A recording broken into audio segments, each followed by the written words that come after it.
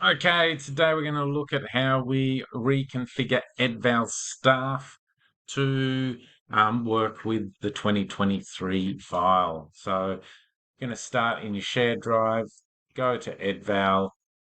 There's my EdvalStaff, your EdvalStaff you will have saved on your local hard drive somewhere else.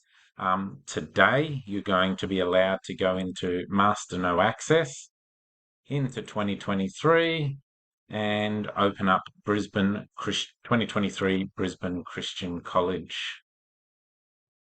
It does take a second or two for Edval to open. And look at that, only one clash. You're going to go to File, you're going to go to Synchronize, and you're going to go to Register EdvalStaff.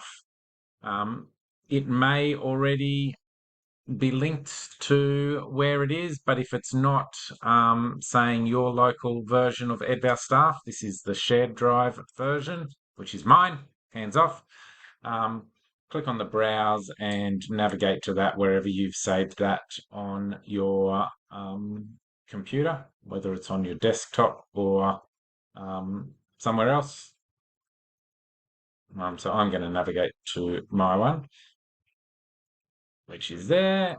Open it up, and then you press OK. It will say EdvalStaff done. Then if you can close Edval, and then go and find where that is. There's my version. You will get a couple of these error files. Over here you'll see Reading 2023 Brisbane Christian College. That's what we want to do. Click OK, click OK.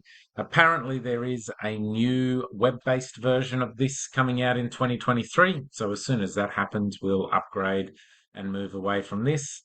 And then you should see the beautiful blue screen like you normally. You can go in and check one of the students in your year level to make sure that they're in the right space.